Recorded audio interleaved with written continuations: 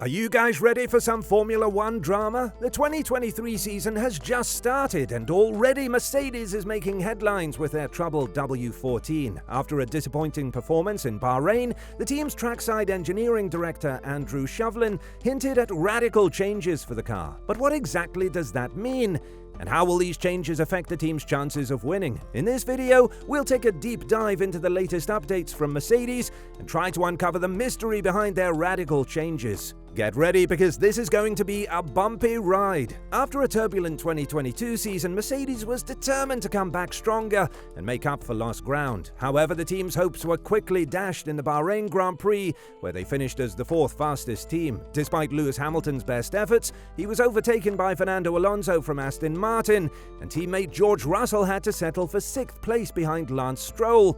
It was a disappointing start to the season for Mercedes, who had hoped to unleash the full potential of their design philosophy after resolving their porpoising issues with the help of the new raised floor rules for 2023.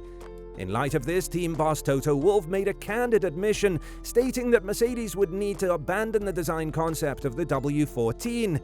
He expressed his doubts that the current package would eventually be competitive, making it clear that drastic changes were needed for the team to regain its position as a top contender. But what went wrong for the team, and what did they need to do to bounce back? Toto Wolff promised that they were already working on a revised SIDEPOD design to move away from the zero-pod design that didn't work for them last year. But after their disappointing performance in Bahrain, the team's trackside engineering director, Andrew Shovlin, has hinted at radical changes beyond just the sidepods. Shovlin clarified that when people talked about the car's concept, they were mostly referring to the sidepod design, but to make up for the gap to the front, they need to make bigger and more radical changes. These changes will take time to develop and turn into a faster solution in the wind tunnel. Shovlin stated that the team is already looking for potential areas of improvement, and we can expect visible changes coming to the car over the next few races.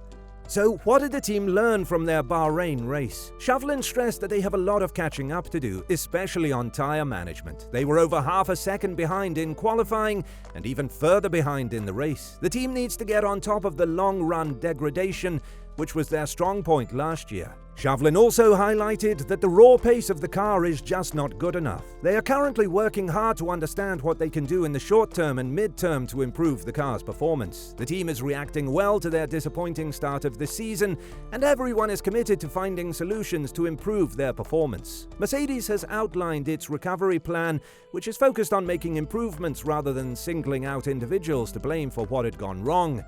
The team will not panic or make knee-jerk reactions, but instead has the courage to fail, the character to be accountable, and the strength to see failure as an opportunity. Mercedes has been open and honest about where they find themselves and are working urgently and calmly to build their recovery plan, focusing on short-term, medium-term, and long-term solutions to win. They already have developments in the pipeline for the next races, with more to come. However, the team acknowledges that this won't be a quick fix, as there are no silver bullets in F1. The team knows the standards they aspire to, and nobody is flinching when looking at the mountain they must climb. The times when a team becomes greater than the sum of its parts is when tackling difficult problems and conquering them. Mercedes is confident that they will overcome this setback and come back stronger. It's nice to see how the team is working together, acknowledging the problem and being honest about the challenge that is ahead of them.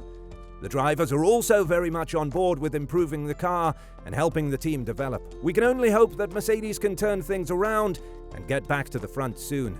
Do you think Mercedes took too long to ditch the zero-pod design, or should they go on with it? Let us know in the comments below. And if you enjoyed this video, don't forget to give us a thumbs up, share it with your friends, and subscribe to our channel for more F1 content. Until next time, keep racing!